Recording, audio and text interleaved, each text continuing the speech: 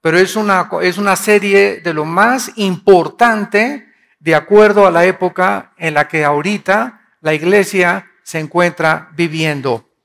Cuando hablamos del tribunal de Jesucristo, antes de poder adentrarnos en esta investigación y en este estudio, solamente les recuerdo que cuando la Biblia menciona el tribunal de Jesucristo, no se refiere al juicio que Jesucristo tuvo, ¿verdad?, con el sumo sacerdote y con Pilato, con Caifás, sino que se refiere al tribunal donde nosotros vamos a ser evaluados y juzgados de acuerdo a nuestras obras.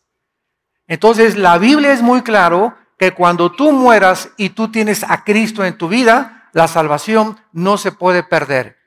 Pero ¿qué de esos pecados que no confesaste, verdad? ¿Y qué si mueres en pecado? ¿Y qué de las obras y la oportunidad que Dios nos dio para hacer y no hicimos? O sea, todos los cristianos vamos a ser juzgados cuando muramos. Vamos a ver cuándo, quiénes van a participar, cómo va a tener lugar, qué es lo que se va a evaluar y a juzgar, pero no vamos a ser juzgados respecto a nuestra salvación, porque nuestra salvación ya fue juzgada, ¿verdad?, y regalada en la cruz de Cristo. Así que en la cruz de Cristo lo vamos a explicar todo muy bien, desde la A hasta la Z. En la cruz de Cristo nuestro juicio se llevó a cabo hace 2000 años para todos los creyentes que hemos aceptado a Cristo como nuestro Salvador. Ya no hay condenación, ya no nos puede dos veces Dios juzgar. Entonces vamos a ser en el tribunal de Cristo ya no juzgados para la condenación eterna, porque ya tenemos la salvación, pero nuestras obras y nuestra posición de autoridad y la fidelidad que hayamos demostrado en esta corta vida que tenemos en el tribunal de Jesucristo será manifestado. Uno de los pasajes más ricos acerca de este tribunal está en 1 Corintios 3, versículo del 10 en adelante. Y dice el apóstol Pablo, 1 Corintios 3, versículo 10 en adelante: conforme a la gracia de Dios que me ha sido dada, yo como perito arquitecto puse el fundamento, otro edifica encima, pero cada uno mire cómo sobre edifica. O sea, no le dejemos todo, ¿verdad?, a los pastores, y si no he crecido porque no me han dado alimento. Todos tenemos la responsabilidad, al haber recibido el Evangelio, al haber creído en él y al discipularnos, tenemos una responsabilidad de no solamente oír la palabra el domingo, sino que entre semana todos tenemos la responsabilidad de seguir comiendo en nuestra casa la palabra para edificar sobre el fundamento que está puesto en nuestras vidas, que es Jesucristo. Muy bien, dice el versículo 11, porque nadie puede poner otro fundamento que el que está puesto, el cual es Jesucristo. Y vean ustedes el versículo 12 en adelante: y si sobre este fundamento alguno edificare oro, plata, piedras preciosas, madero, heno, hojarasca, la obra de cada uno se hará manifiesta, porque el día la declarará, pues por el fuego será revelada, y la obra de cada uno, otra vez se manifiesta, cada uno de nosotros. Estamos edificando nuestra vida cristiana sobre dos clases de materiales. Las piedras preciosas, el oro, ¿verdad?, son materiales que no son combustibles, pero la madera, el heno y la hojarasca, tú les prendes fuego y si haces una casa con eso, se consume con el fuego y desaparece. Entonces, nuestras obras que son hechas en la carne son madera, heno y hojarasca. Todo lo que hayamos hecho por conveniencia, por manipulación, por necesidad o por, como dicen, voy a ayunar para que Dios me sane a mi hijo, espérame tantito. Entonces, ¿qué Dios es un Dios falta de misericordia que está esperando para que, y le digas, mira Señor, tengo 3 días sin comer, ¿ya te puedes compadecer de mí, Señor? ¿Ahora sí me puedes sanar a mi hijo? Dios no es ese Dios, no es el Dios que la Biblia anuncia. El ayuno no es para torcerle la mano a Dios o para forzar a Dios a que encuentre un trabajo, voy a ayunar. Para que mi esposa regrese, voy a ayunar. Ayunamos para poder tener un tiempo a solas con Dios y discernir su voluntad y su dirección. Voy a ayunar para que me dé sabiduría a Dios. ¿Cómo tratar con mi hijo? Así sí. Pero nunca ayunen. Voy a ayunar para que México sea salvo. Voy a ayunar para que esto se arregle. Oye, Dios no quiere sacrificios. Discúlpame. Dios no quiere ya sacrificios. Quiere obediencia. Y nuestra obediencia es la mejor manera en la que Dios contesta nuestras oraciones inmediatamente. Entonces, aquí se nos habla que estamos edificando con diferentes materiales nuestra vida. Versículo 14. Si permaneciere la obra de alguno que sobre edificó, recibirá recompensa. O sea, en el tribunal de Cristo, cada uno de nosotros vamos a estar delante de Él. Él va a estar en una tarima como esta. Vamos a ver que la palabra que se tradujo tribunal es la palabra griega bema, con B de burro. Bema, que significa el podium donde los jueces en las Olimpiadas griegas les entregaban a los atletas las medallas de oro o las coronas de olivo. Entonces era como un podium donde se formaban todos los atletas que habían sido vencedores. Y ahí en ese podium les entregaban su corona de olivo. Este podium en la Biblia se llama el bema en el griego. Pues va a haber un podium igual, vamos a estar todos formados y cada uno de nosotros, cada uno vamos a ser juzgados individualmente.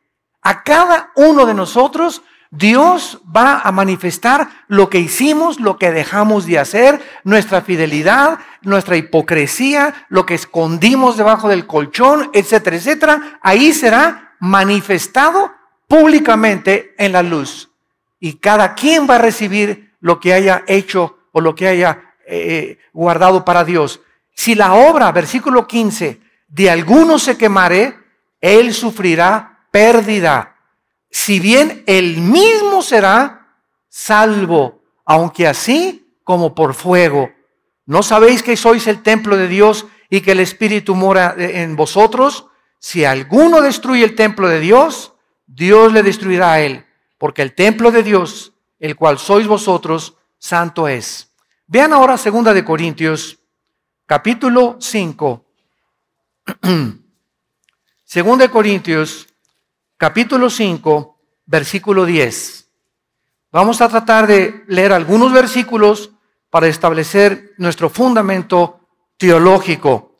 2 de Corintios 5, 10. Porque es necesario que todos nosotros, cuando Pablo dice todos nosotros, ¿de qué está hablando? De los cristianos. Aquí no está incluyendo a los no cristianos. Lo vamos a ver más adelante. Es necesario que todos nosotros, está hablándole a la iglesia, comparezcamos, y ahí está el bema, que se tradujo el tribunal de Jesucristo, para que cada uno reciba según lo que haya hecho mientras estaba en el cuerpo, sea bueno o sea malo. En este tribunal, en este juicio de los cristianos, todos nosotros vamos a recibir lo que hayamos hecho mientras estábamos en esta corta vida, desde que te convertiste hasta tu muerte.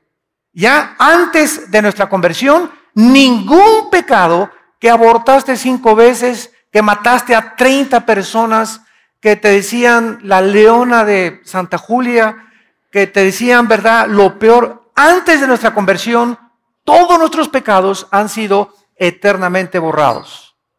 De nuestra conversión a nuestra muerte, nuestras obras comienzan a ser tomadas en cuenta. No para nuestra salvación, insisto, como lo acabamos de leer, sino para la pérdida o la ganancia de las recompensas y las posiciones de autoridad que vamos a tener. En otras palabras, en la otra vida, después del tribunal de Cristo, muchos van a sentarse con Cristo cuando las naciones sean reestructuradas y desde Jerusalén Cristo comience a gobernar y otras galaxias sean pobladas también y Dios nos mande a otra galaxia como gobernador de alguna, de Andrómeda o no sé de qué otra galaxia, otro nombre que le ponga a Dios, o presidente, el nuevo presidente de México, etcétera, etcétera, donde ya no va a haber PRD, ni PAN, ni PRI, ni partidos políticos. Los hombres y las mujeres que van a gobernar en la otra vida será de acuerdo a la fidelidad que tuvieron en esta vida. Por eso 1 Corintios 15:58 dice el apóstol Pablo: hermanos, no os canséis de hacer el bien, porque a vuestro tiempo segaréis. Continuar haciendo el bien porque vale la pena seguir trabajando para Dios. Un vaso de agua que hayamos dado en el nombre de Jesús, a las personas que les hayamos hablado de Cristo, las cosas que hayamos hecho, el amor que le has tenido a tu esposa, a tu esposo, el tiempo que pasaste con tus hijos, la santidad que tú viviste, todo será puesto en una balanza. Por eso tenemos que vivir con temor de Dios, porque estamos de paso por esta vida. El otro día venía yo pensando y me decía a mí mismo, si al nacer pudiéramos tener el entendimiento que se nos dijera cada vez que nace: mira, Pancholín, tienes 50 años de vida. Vas de paso por esta tierra. No amontones riquezas, no vivas para este mundo, vas de paso. Carmelita, vas de paso. Desde que nacemos tuviéramos la conciencia que vamos de paso, pues no haríamos, ¿verdad?, muchas veces lo que creemos que hacemos. Los jóvenes creen que la vida la tienen para ellos y que pueden tomar drogas y emborracharse y embarazar a la novia, y la novia se deja embarazar y se deja manosear por el novio y se divorcia uno y se va con otra buscando aquí el agua feliz, la otra también se divorcia uno buscando que haga feliz, y todos los seres humanos viven como animales sin saber que está establecido un juicio y que desde el momento que Dios levantó a Cristo entre los muertos, nos garantiza que nosotros vamos a volver a vivir y vamos a ser juzgados en un día que se llama el día de Cristo o el tribunal de Cristo. A pesar de todo esto, existe mucha confusión acerca de quiénes serán los participantes de este juicio. ¿Cuándo se va a llevar el juicio o el tribunal? El propósito y las consecuencias. ¿Qué pasará con esos cristianos que murieron en pecado, por ejemplo? ¿Qué pasará con aquellos que dicen en la primera carta de Juan que cuando vengan a Cristo se van a alejar de Cristo avergonzados? ¿Qué acaso estas personas van a perder su salvación? ¿Qué significa perder recompensas? ¿Qué recompensas vamos a recibir y qué es lo que vamos a perder? Todo esto lo vamos a cubrir en esta serie preciosa. Muy bien, en este tribunal no habrá, vuelvo a insistir, ninguna condenación ni castigo judicial para los pecados de los cristianos confesados o no confesados.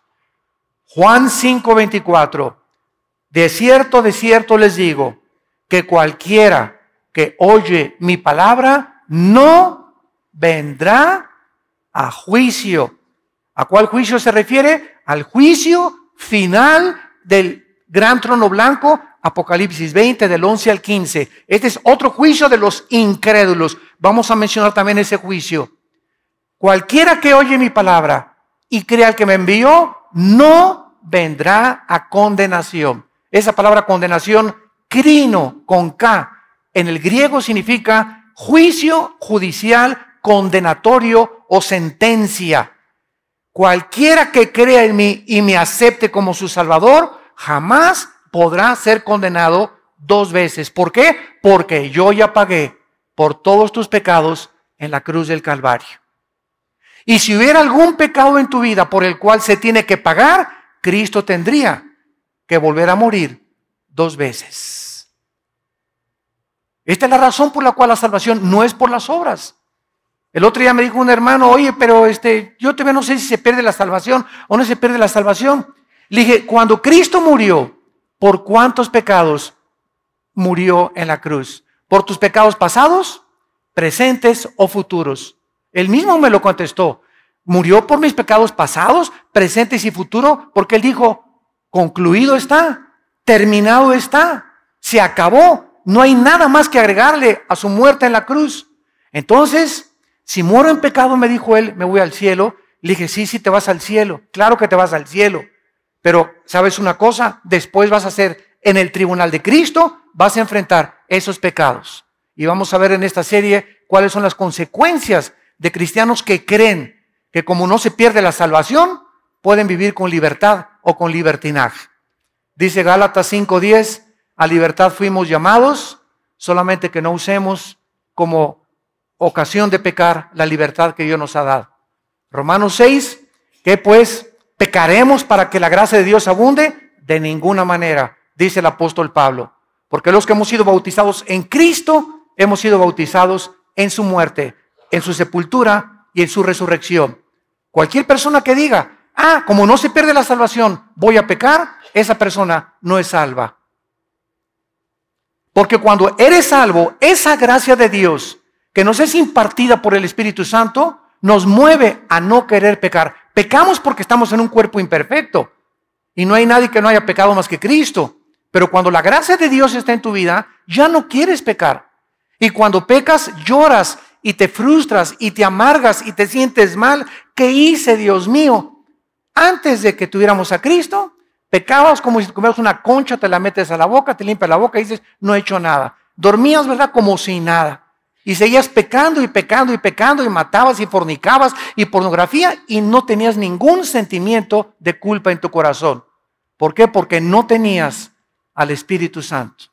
Pero cuando recibimos a Cristo, el Espíritu Santo entra a nuestra vida para convencernos, para no dejarnos ya tranquilos. Dice en Efesios, no apaguéis la obra del Espíritu Santo. Porque hay cristianos que si siguen pecando y siguen pecando y siguen pecando, llega un momento en que el Espíritu Santo, dice desde Génesis 6, mi espíritu no contenderá contra el hombre. El Espíritu Santo te deja, lo apagas dentro de ti. O sea, ¿qué significa que se apaga el Espíritu Santo? No significa que perdemos la salvación, significa que le quitamos el poder que Él nos quería dar para vivir para Dios. Las fuerzas que Él nos quería dar, las perdemos. El valor que Él nos quería dar para testificar, lo perdemos. Y como somos cristianos y vivimos en pecado, comenzamos a vivir tristes, frustrados, amargados, porque la persona más miserable de este mundo no son los no pecadores, sino los cristianos que viven en pecado. Porque viven con un pie en el mundo y con un pie con Cristo. Y como el Espíritu Santo no los deja y su conciencia los atormenta, viven miserables. Porque saben que lo que están haciendo es malo, pero no quieren dejar el pecado y no creen que el poder de Dios es más grande para ayudarnos a salir del hoyo en que muchas veces podemos caer. Veamos ahora en Hebreos capítulo 10 estas verdades que acabamos de enunciar en este momento para ir con la Biblia paso por paso en esta preciosa serie, El Tribunal de Jesucristo. Me encanta esta serie porque es una doctrina que une a la eclesiología con la escatología. La doctrina del Tribunal de Cristo, ahorita me explico, une la eclesiología, que es el estudio de la iglesia, con el estudio de las profecías. Porque la eclesiología nos motiva a vivir una vida santa. Cuando conoces qué es la iglesia y que somos partícipes del Espíritu Santo, nos motiva. Y la escatología, porque cuando sabemos que lo que hacemos va a tener consecuencias eternas, pensaríamos dos veces antes de hacer lo que muchos de ustedes están haciendo. Muchos de ustedes pecan, muchos de ustedes tienen amantes, muchos de ustedes se acuestan con su novio. ¿Sabes por qué? Porque no tienen el temor de Dios. Si tú tuvieras el temor de Dios en tu corazón, no harías lo que haces a escondidas. Si tuvieras el temor de Dios, no harías lo que haces cuando nadie te ve. Pero como no hay un temor de Dios en tu vida, haces creyendo que te vas a salir con la tuya. Este fue el pecado de los líderes en el Antiguo Testamento. Dios no nos ve. Y cuando perdemos la conciencia de que Dios sí nos está viendo, mis párpados examinan a los hombres, dice uno de los salmos. Mis ojos ven, mis párpados examinan. Los caminos del hombre están delante de los ojos de Jehová. Proverbios 3. Y Él considera todas sus veredas. Proverbios 6 también. Entonces, cuando estamos conscientes de eso, nos damos cuenta que no podemos escaparnos de Dios. y que tenemos que acudir a su gracia y a la misericordia para que podamos tener el poder de no pecar. Porque separados de Él, nada podemos hacer. Nos separamos de Cristo y perdemos la fuerza, apagamos al Espíritu Santo, comenzamos a vivir tristes porque necesitamos el poder de Dios. No somos suficientes, ninguno de nosotros, para vivir la vida cristiana en nuestras propias fuerzas. Dice en Hebreos 10, versículo 10. En esta voluntad somos santificados. O sea, la palabra santificado significa puestos aparte, separados del mundo. En la voluntad de Dios, nos ha Dios separado del mundo mediante la ofrenda del cuerpo de Jesucristo hecha una vez para siempre. Hecha una vez para siempre. Estos versículos me encanta enseñárselos y lo digo con mucho respeto a los curas católicos. O cuando tengo debates en la televisión con obispos o con personas de otra religión, ¿verdad? Porque siempre les pregunto, ¿qué es la misa? El 99% de las personas a las que tú les preguntes qué es la misa, no saben contestarte. O si te contestan, te van a decir, ¿es la Eucaristía? ¿O es ir allá y persinarse? Pero no saben que la misa, de acuerdo al Concilio de Trento, apúntalo, el Concilio de Trento es el sacrificio de Jesucristo por los vivos y por los muertos. ¿Qué es la misa? Es un sacrificio. Cuando el cura entra al altar, dice, introibo al altare Dei, en latín. Me introduzco al altar de Dios. Introibo al altare Dei, letiu quetificatet juventute meam, dice en latín. Me introduzco al altar de Dios a ofrecer sacrificio por los vivos y los muertos. De ahí las misas, las has oído, gregorianas. ¿Han oído ustedes de las misas gregorianas? ¿Qué son las misas gregorianas? Se murió don Pancho. Ya que se muere, vamos a pagar a la iglesia para que le den una misa gregoriana, o sea, para que lo ayude a salir del purgatorio. Otra vez, vuelven a sacrificar a Cristo y con ese sacrificio, don Pancho ni nos oye. Pero estamos haciendo otro sacrificio, Dios, para que tengas misericordia. Y don Pancho, si tenía 15,000 años en el purgatorio, que hacían 10,000. Y si tienes dinero, le das 10 misas gregorianas y lo sacas en un mes a tu pariente. Cuando nosotros, amados santos, seguimos esta línea de lógica elemental, nos damos cuenta que perdida está la gente en la ignorancia. ¿Por qué lo hacen? Lo hacíamos nosotros porque no conocíamos las sagradas Escrituras.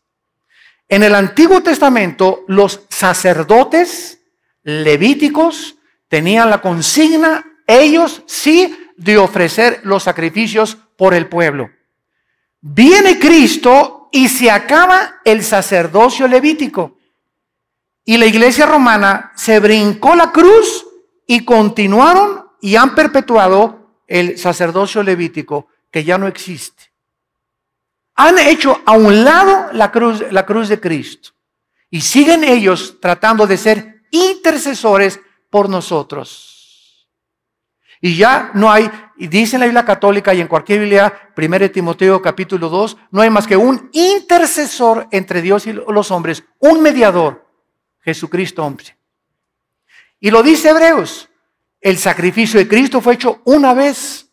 Ellos, en cada realización de la misa, siguen matando a Cristo. Lo siguen ofreciendo. Esto es cuando levantan la Eucaristía y comienzan a hacer todo. Entonces se acerca la gente y les dan la hostia, que se llama la doctrina de la transubstanciación, donde bajo la bendición del sacerdote católico convierte eso en la sangre y en el cuerpo de Jesucristo. Y cuando la persona la toma, está recibiendo a Cristo. De lunes a viernes se le sale y lo vuelve a tomar el domingo. ¿Y qué dice la Biblia, verdad? Juan 1:12, a los que le recibieron, nos dio la potestad de ser hechos hijos de Dios. Lo recibimos una sola vez. Pero ellos, como creen que se sale, hay que volver a invitarlo y volver a sacrificarlo y volver a sacrificarlo y volver a sacrificarlo y volverte a dar a Cristo y volver a sacrificarlo y ven para acá para que vuelvas a recibir a Cristo, porque no saben que Él vive eternamente en nosotros. Dice en Efesios 1:13 y 14 que hemos sido sellados con el Espíritu Santo hasta el día de la redención, hasta el día de la resurrección. ¿Cómo nos ilumina la Biblia, verdad? Es maravillosa. Ahora viene el versículo 12, de ahí mismo de Hebreos 10, versículo 12. Pero Cristo, habiendo ofrecido otra vez, lo mismo dice el Espíritu Santo, una vez para siempre, un solo sacrificio. Cura católico que me escuchas con mucho respeto, no quiero abusar, ¿verdad?, de este conocimiento, pero ya deja de sacrificar a Cristo. Ya no vuelvas a celebrar misa si me estás escuchando, porque estás diciéndole que el sacrificio de Cristo no fue suficiente. Hecho una vez para siempre, un solo sacrificio por los pecados, se ha sentado a la diestra de Dios. Versículo 13, de ahí en adelante, esperando hasta que sus enemigos sean puestos por estrado de sus pies, porque con una sola ofrenda, otra vez, una vez para siempre, una vez para siempre, una sola ofrenda, con una sola ofrenda, con el sacrificio de Cristo, bastó para hacernos. ¡Qué tremenda revelación! Perfectos. La muerte de Cristo nos ha hecho perfectos para mientras estamos aquí en la vida. ¿Dice eso? Temporalmente. ¿Dice eso? A lo mejor tú traes la Biblia del Mormón. Nos hizo perfectos para siempre. La pregunta es, ¿somos perfectos? No. En nuestra actividad y en nuestra conducta, pero posicionalmente en el cielo nos ha bendecido con toda bendición espiritual. Estamos, Efesios 2, sentados ya con Cristo, descansando ya de que no tenemos que hacer nada, ni buenas obras, ni sacrificios para nuestros pecados, sentados con Él, esperando hasta que todo sea resuelto en este mundo. Y mientras tanto, aquí en la tierra estamos santificándonos, estamos llevando a cabo nuestra santificación. Se los voy a poner con otro ejemplo más claro.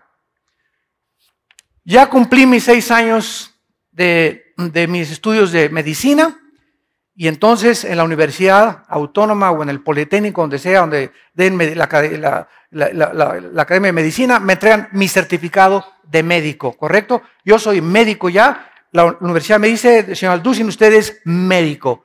Ha cumplido con todos sus exámenes, ha pasado con 8, 9 y 10, soy médico. Muy bien. Ahora, este papel me dice que yo soy médico. Pero ahora yo tengo que llegar a colgarlo en mi consultorio, y no solamente que llegue al consultorio, ahí tengo mi diploma de médico, ahora yo tengo que ejercer para demostrar que ese conocimiento que adquirí en la universidad es real y verdadero. Entonces, si yo me siento y solamente ahí veo mi título de médico, pero no hago nada, no opero, no hago cirugías, no receto, no amo a la gente, mi certificado no tiene ninguna validez. Es la teoría más la práctica lo que hace a la persona. Entonces, la Biblia dice que somos perfectos, ¿no es cierto? La Biblia dice que somos hijos de Dios. La Biblia nos adjudica una posición eterna, pero estamos aquí abajo y nos damos cuenta que no somos perfectos físicamente, pero ante Dios lo somos. ¿Por qué somos perfectos? Porque somos santos y sin mancha, porque todos nuestros pecados han sido lavados con la sangre de Cristo. Y ahora, mientras pecamos, ya no nos condena por esos pecados. Ahora solamente perdemos la comunión con Dios cuando pecamos los cristianos. La salvación no la podemos perder. Perdemos la comunión con Él y las bendiciones que podíamos tener y las recompensas en la otra vida. Pero ante Dios somos perfectos porque su Hijo fue perfecto, su justicia fue perfecta, su imputación de su justicia fue perfecta y su santidad, que es la santidad de Cristo, ¿verdad?, nos es imputada también a través de la santificación para que podamos ejercer una vida conforme al llamamiento que Dios nos ha hecho. Por eso dice Santiago, oye, tú vienes y me dices que es cristiano. Y andas ahí, ¿verdad? Ajúa, vivo aquí, te emborrachas cada fin de semana, ahí andas detrás de las chavas como si nada, te acuestas con tu novio y estás en el coro de la iglesia, estás en la música de la iglesia y la gente comienza a decirnos a nosotros, oye, tú te dices cristiano y haces estas cosas. ¿Por qué? Porque tenemos que no solamente decir que somos cristianos, obras nos tienen que acompañar. Acciones que demuestren a la gente que somos diferentes. Que somos diferentes. No, don Pedro, ya no me echo ya no me emborracho con usted. Ay, sí, porque ya no eres charrasqueado. No, pues ya, exactamente, Cristo me salvó. Oye, que todas mis amigas se acuestan con sus novios, pero yo no. Ahí sí eres la Santa Rita de Casia, ¿verdad? Díganme lo que quieran, pero yo conozco a Cristo y eso se llama fornicación delante de Dios. Y no quiero tener el temor de Dios en mi vida. Y comenzamos a dar un testimonio que la gente busca, la gente cree más las acciones que las palabras. Muy bien, veamos ahora el tiempo y los participantes de este tribunal de Cristo. El tiempo cuando este tribunal se va a llevar a cabo, ¿cuándo será? ¿Antes del rapto? ¿En el momento del rapto? ¿A la mitad de la tribulación? ¿Al acabar la tribulación? ¿Antes del juicio del trono blanco o después? ¿En el milenio o después del milenio? ¿Cuándo se va a llevar a cabo? La Biblia es muy clara. Veamos cuándo vamos a ser juzgados en este tribunal. Lucas capítulo 14. Vamos a ver algunos pasajes que no nos van a dejar ninguna sombra de duda respecto al tiempo cuando se llevará a cabo este tribunal, este juicio o evaluación de nuestras obras. Dice Cristo en Lucas 14, versículo 13 y 14. Lucas 14, 13 y 14. Mas cuando hagas banquete, llama a los pobres, los mancos, los cojos, los ciegos, y serás bienaventurado o dichoso, que es lo mismo, porque ellos no te pueden recompensar, pero te será recompensado, ahí está, cuando en la resurrección de los justos. ¿Cuándo recibiremos las recompensas? Cuando todos los justos seamos resucitados. ¿Cuándo se llevará esta resurrección? Primera de Tesalonicenses, capítulo 4, del 13 al 15. Hermanos, les escribo para que no se entristezcan como los demás que no tienen esperanza. Porque si Cristo murió y resucitó, también Dios traerá con Jesús a los que durmieron con Él. Por esto digo que con voz de arcángel, con voz de trompeta y con voz de salvación, los muertos en Cristo resucitarán primero. Luego nosotros, los que quedamos, seremos arrebatados juntamente con ellos y así estaremos para siempre con el Señor. Por lo tanto, aliéntense con estas palabras. En el momento en que desaparezcan millones de cristianos del planeta Tierra, en ese momento, ¿verdad? ¿A dónde vamos? Todos los que seamos raptados, puede ser hoy en la tarde. Puede ser, a lo mejor ni acabo el mensaje. Y muchos dicen, ¿dónde se fueron? Se los llevaron los ovnis, van a decir. Puede ser hoy en la noche, el arrebatamiento, porque no hay señales para el arrebatamiento. Para la segunda venida hay señales, y verán la señal del Hijo del Hombre. Pero para el arrebatamiento no hay señales. Es inminente en cualquier momento, el día y la hora, nadie la sabe. La segunda venida de Cristo sí es anunciada con muchas profecías y con muchas señales. Cuando dice vendré como ladrón en la noche, no se refiere a la segunda venida, se refiere al arrebatamiento. Porque si se refiriera a la segunda venida, pues entonces cuando el anticristo entre al templo y haga el sacrificio, Mateo 24, y ahí comienza la gran tribulación, lo único que tendríamos que hacer es comenzar a contar 3 años y medio. Y a los 3 años y medio sabríamos que venía Jesucristo y terminaría el Armagedón. Pero el día y la hora, nadie lo sabe, se refiere al rapto, al arrebatamiento de la iglesia. Por eso una cosa es el arrebatamiento, otra cosa es la segunda venida de Cristo. No es la misma cosa. El arrebatamiento de la segunda venida de Cristo no es lo mismo, porque el rapto viene sin anuncio, sin señales, sin ninguna prueba. Puede ser en cualquier momento. Veamos otro pasaje, 1 Corintios capítulo 3, versículo 13. Voy a leer rápido. La obra de cada uno se hará manifiesta, porque el día, ese día, ya sabes que es el día. ¿Qué día? Siempre que en el Nuevo Testamento, escúchenme estudiantes de la Biblia, vean el día de Cristo, ese día se refiere al tribunal, al día en que vamos a ser juzgados. El día es el sujeto de la revelación y será un día revelado con el fuego. Ahora, el contexto que sigue a continuación se sigue desarrollando por los demás apóstoles. Por ejemplo, en 1 de Pedro 5, versículo 4. Y cuando aparezca el príncipe de los pastores, vosotros recibiréis la corona incorruptible de gloria. Filipenses capítulo 2, versículo 16.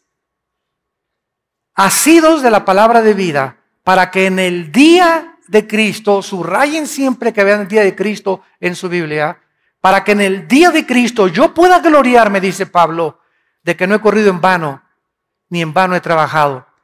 Pablo le dice a los filipenses, estudien la Biblia, santifíquense, échenle ganas, ganen las almas para el reino de Dios, ama a tu esposa, ama a tus hijos, pasa el mayor tiempo que puedas con tu familia, porque el mayor tiempo que pasamos con la familia es el tiempo más precioso que tenemos en esta vida. No con los amigos, no en el cine, aunque digo, no soy enemigo de películas que sean buenas, ¿verdad? Con buena clasificación. No en fiestas, y hay fiestas también buenas, pero dediquemos tiempo a la familia.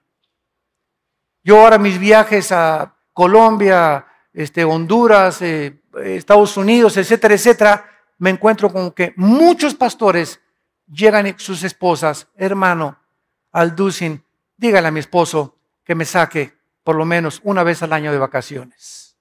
¿Cómo, hermana? ¿Que ustedes no tienen vacaciones? Pues es que mi esposo dice que tiene que ganar muchas almas para Cristo. Y está muy ocupado en la obra de Dios. Y le dije, ¿sabe una cosa? Su esposo ya se fue al extremo. Porque usted es la principal obra de Dios en su esposo. Porque nuestra esposa es nuestra principal oveja. Entonces podemos ganar el mundo y ser obscuridad de nuestra casa. Candil de la calle, oscuridad de la casa. Y así hay muchos muchachos también. Por acá y por allá, iban a los campamentos y todo, y llegan a su casa, no se obedecen a sus papás, no se someten a los papás, no les dan buen testimonio, tienen mal testimonio en la escuela, pero eso sí, aleluya, gloria a Dios en los campamentos, y gracias a Dios que van a los campamentos, pero quiero que entiendas que lo que Dios aprecia es la vida en la familia. El matrimonio es el gimnasio del hogar. Hermanos, que usted no sabe la cara de dinosaurio de mi esposo. Vete acostumbrando porque el diablo la tiene peor, le digo. Es que usted no sabe que mi esposa, esto y el otro, es que precisamente el estar aguantando eso de tu esposa te está fortaleciendo. El estar aguantando eso de tu esposo te está fortaleciendo, te está blindando, te está dando carácter, te está dando paciencia, te está dando visión, te está acercando más a Dios. Estás tratando de ya llorar por Dios, Padre Santo, te pido, te ruego. Todas esas cosas, esas presiones que tenemos, esos sufrimientos en el matrimonio, con los hijos, en la familia, sirven para formar nuestro carácter. Santiago 1, del 2 al 4. Tengan por sumo gozo cuando el dinosaurio te ladre. En el lenguaje de zapoteco. Tengan por sumo gozo cuando se hallen en diversas pruebas. Ay, hermano, no saben qué prueba me encuentro. Esas pruebas son una bendición. Me corrieron de mi trabajo, es una bendición porque mientras no ha sido por robo ni por fraude, Dios tiene lo mejor para ti. Dios está probando tu confianza en Él. Tengan por sumo gozo cuando se hallen en diversas pruebas, sabiendo que la prueba de vuestra fe produce paciencia. ¿Y para qué quiero paciencia, Señor? Porque si no tienes paciencia, Hebreos 6 y Hebreos 10, nunca recibirás nada de Dios. Sin paciencia te vas a casar antes de tiempo. Sin paciencia vas a comprar un coche cuando no era el tiempo de Dios. Sin paciencia vas a inscribirte a una escuela que no debiste haberte inscrito y después de 2 años perdiste 2 años y vas a tener que regresar a otra materia o otra carrera que realmente Dios quería para ti. ¿Por qué? Porque no tuviste nunca la paciencia para aguantar y esperar el tiempo de Dios. Y la paciencia nos las dan las pruebas y los sufrimientos. Para que comiences a conocer los caminos del Altísimo Gobernante del universo. Dice en 2 Timoteo 4:8 el apóstol Pablo, ya para ser sacrificado o martirizado, 2 Timoteo 4:8, por lo demás, es las últimas palabras de Pablo, me está guardada la corona de justicia, las coronas las vamos a estudiar mucho después, la cual me dará el Señor juez justo, otra vez se repite, en aquel día. Pablo estaba seguro que al morir él no iba a ser recompensado. Ahorita hay miles de cristianos en el cielo, desde Pentecostés hasta nuestros días. Y ninguno de los cristianos que están en el cielo, Apocalipsis 6, del 12 al 14, ninguno ha sido recompensado. Están esperando, se les han dado vestiduras blancas, están esperando el día de nuestra resurrección. Ellos ya están en el cielo, pero nadie ahorita ha sido recompensado. Tenemos que estar todos los cristianos ya en el cielo para ser recompensados. Y en ese momento es cuando recibiremos los premios de Dios. Así pues, las recompensas de los santos, para dejarlo claramente establecido, van a ser entre el arrebatamiento de la iglesia y la segunda venida de Cristo a la tierra. Entre el arrebatamiento de la iglesia y la segunda venida de Cristo va a haber un tiempo de 7 años de tribulación. Mientras la tribulación está aquí en la tierra, nosotros en el cielo estaremos siendo recompensados y ante el tribunal de Cristo. ¿Cómo lo sabemos? Porque en el capítulo 19 de Apocalipsis aparecen las bodas del Cordero. Y no podemos estar en las bodas del Cordero sin antes habernos presentado a ser evaluados y juzgados por nuestras obras mientras estábamos en el cuerpo. Ahora, para terminar, ¿quiénes van a estar en este tribunal? El hecho de que antes de la resurrección de los impíos no se va a llevar a cabo, nos revela que este juicio del tribunal de Cristo no incluye a los no creyentes.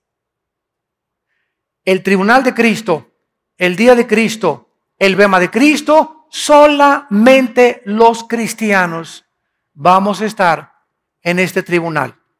Los no creyentes, cuando terminen los 7 años de tribulación y Cristo regrese al mundo, vamos a entrar a 1000 años, a un periodo de 1000 años de vacaciones aquí en la tierra, Isaías 65 y 66, Apocalipsis 20 y 21, y después del milenio, Apocalipsis 20 del 11 al 15, los no creyentes serán presentados, serán abiertos los libros de Dios y pasarán todos los no cristianos y ninguno va a estar hincado, estarán parados delante de Dios y serán echados al lago de fuego que arde con fuego y con azufre, que es la muerte segunda. En ese juicio, del juicio del gran trono blanco, nosotros ya fuimos juzgados por nuestras obras, no por la salvación, pero en el juicio de los no cristianos después del milenio, nosotros seremos el jurado.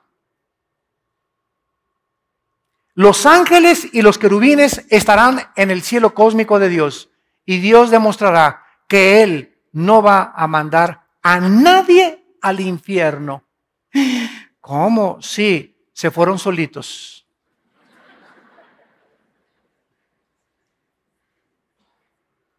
Una señora me dijo hace mucho tiempo, es que, oiga hermano, yo estoy seguro, Dios es bueno, Él no puede mandar, Él es amor, Él no manda a nadie al infierno. Le dije, amén, amén, amén, yo estoy de acuerdo con usted, hermana. Entonces el infierno no existe. Le dije, claro que sí existe. Dios no va a mandar a nadie y por eso mandó a su Hijo a morir en una cruz.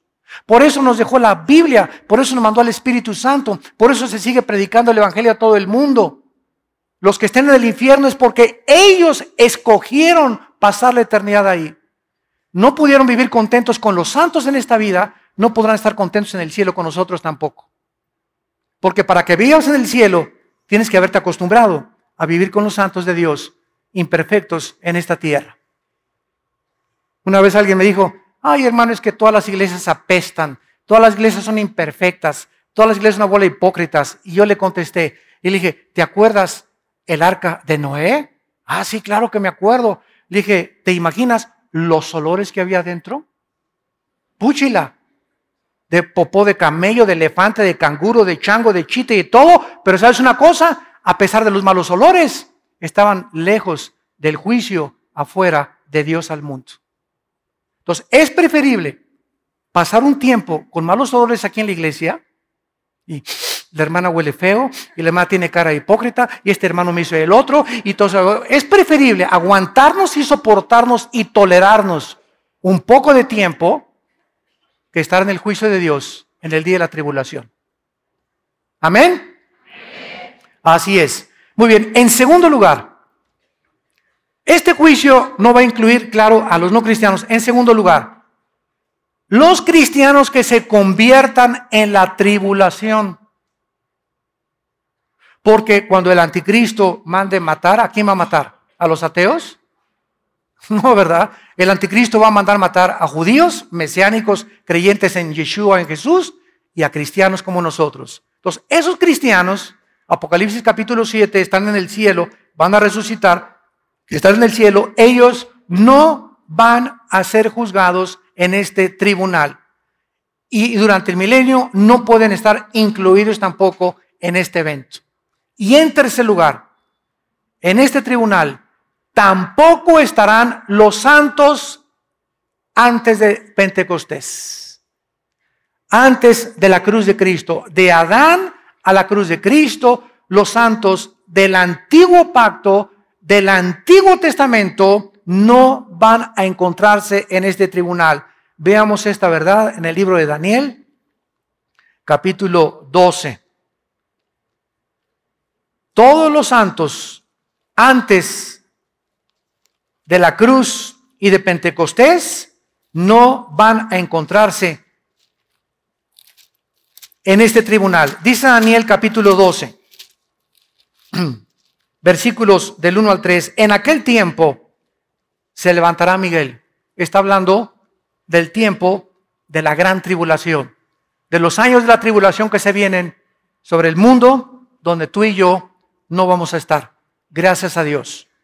Se levantará Miguel, el gran príncipe que está de parte de los hijos de tu pueblo. En la Biblia, el arcángel Miguel es el jefe de los ángeles en el cielo que defiende, ha defendido y se enfrentará con Satanás en Apocalipsis 12, versículo 12, para defender a Israel.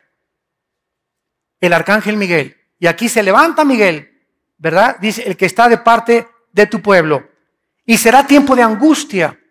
Aquí está profetizándose el tiempo de la gran tribulación, cual nunca fue desde que hubo gente hasta entonces. Por esto sabemos que no está hablando de una tribulación o un sufrimiento 70 años después de Cristo, cuando llegaron los romanos y no dejaron piedra sobre piedra. Aquí está hablando de una angustia que Cristo en Mateo 24 repitió, cual nunca la ha habido en la historia de la humanidad, que es la gran tribulación. En aquel tiempo será libertado tu pueblo, los que se hallen escritos en el libro, y muchos, no dice todos, aquí hay una resurrección parcial. Muchos de los que duermen en el polvo de la tierra serán despertados, unos para vida eterna y otros para vergüenza y confusión eterna. Aquí está situando la resurrección de los santos del Antiguo Testamento después de la gran tribulación. después de la gran tribulación. Entonces, todos estos santos antes del Antiguo Testamento no vivieron bajo el pacto de sangre que tú y yo hemos vivido. Los santos en el Antiguo Testamento no pueden ser recompensados iguales a nosotros. Nosotros hemos recibido mucho más que ellos. Cristo le dijo a dos ciudades, Corazín y Betsaida, si en Sodoma y Gomorra hubieran oído lo que ustedes han oído, en verdad les digo que en el día del juicio, y Cristo está hablando del trono blanco, no del tribunal de Cristo, el juicio de los malos, en el día del juicio el castigo será menos severo contra los sodomitas que contra ustedes, porque al que mucho se le da, mucho se le pide. Así que nosotros tenemos que ser juzgados con una vara mucho más grande con Dios, porque hemos recibido la gracia de Dios, al Espíritu Santo morando, haciendo su morada dentro de nuestro cuerpo. La revelación que tenemos, el conocimiento que tenemos de la Biblia es maravilloso.